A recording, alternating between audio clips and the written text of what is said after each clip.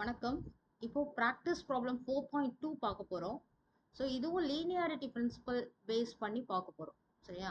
So question என்ன அப்படின்னு சொன்னோம்னா, assume that V naught is equal to 1 volt and use linearity to calculate the actual value of V naught in the circuit. சரி, okay. இப்போ நம்ம circuit வரைஞ்சிக்கலாமா? Question படி V naught தான் என்ன அப்படிங்கிறது தான் கேள்வி நமக்கு. 1 வோல்ட்னு அசியூம் பண்ணிக்கோங்க. ஸோ அப்போ இந்த பாயிண்ட்ல நமக்கு என்ன இருக்கும்? 1 வோல்ட் இருக்குது. நம்மளோட அசம்ஷன்.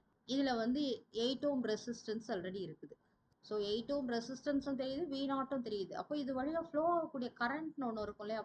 அப்போ கரண்ட் நம்ம கண்டுபிடிக்க போகிறோம். இந்த கரண்ட்டுக்கு ஒரு நேம் நம்ம கொடுத்து, ஸோ இதை நான் எப்படி மார்க் பண்ணுறேன்? இது வழியாக ஃப்ளோ ஆகிற கரண்ட் வந்து I2 கரண்ட்னு வச்சுக்கிறேன்.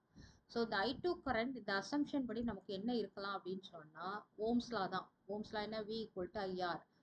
அப்போது I தெரியணும் அப்படின்னு சொன்னோன்னா V பை R, அவ்வளோதான். ஸோ V வேல்யூ நம்ம அசம்ஷன் படி 1 வோல்ட், அதில் உள்ள ரெசிஸ்டன்ஸ் வந்து 8. ஸோ I2 வந்து 1/8 ஆம்ஸ். அப்போ இந்த சேம் கரண்ட் தான் வந்து நமக்கு இந்த பாத்லேயும் ஃப்ளோ ஆகும். இது ஒரே பாத்து தானே. அப்போது இங்கேயும் I2 தான் கரண்ட் ஃப்ளோ ஆகும். ஸோ அப்படி ஃப்ளோ ஆகிறதுனால இந்த 12 ஓம் ரெசிஸ்டன்ஸில் என்ன ட்ராப் இருக்கும் அப்படின்னு நம்ம கால்குலேட் பண்ணலாம். இங்கே வந்து இப்போ 12 ஓம் ரெசிஸ்டன்ஸ் நம்ம எடுத்துக்கிறோம். இந்த 12 ஓம் ரெசிஸ்டன்ஸ் வழியாக தான் I2 கரண்ட் ஃப்ளோ ஆகுது.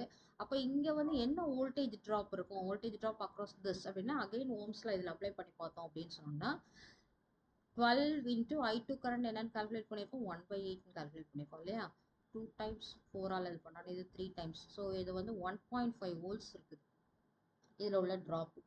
இப்போ ஆல்ரெடி வந்து இங்கே 1 இருக்குது, இதில் ட்ராப் ஆகிறது 1.5 வோல்ட்ஸ் இங்கே ட்ராப் ஆகுது அப்படின்னா இந்த ரெண்டையும் ஆட் பண்ணால் இந்த இடத்துல என்ன வேல்யூ அப்படின்னு கிடைக்கும்.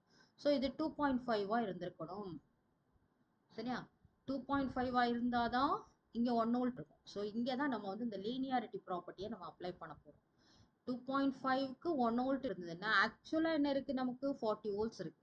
அப்போ என்ன அங்கே வோல்டேஜ் V நாட் இருக்கும் அப்படிங்கிறத நம்ம கால்குலேட் பண்ணணும். அதுக்கு தான் என்ன வேணும் நமக்கு? Linearity principal. ஸோ ஓகே, இப்போ நம்ம வந்து லீனியாரிட்டி அப்ளை பண்ண போகிறோம். 2.5 வோல்ட்ஸுக்கு 1 வோல்ட் கிடச்சிதுன்னா 40 வோல்ட்ஸ்க்கு என்ன அப்படிங்கிறத கால்குலேஷன். சரியா? This is for actual V naught. So that V naught is equal to 16 is the answer. Thank you. Hope you have understood.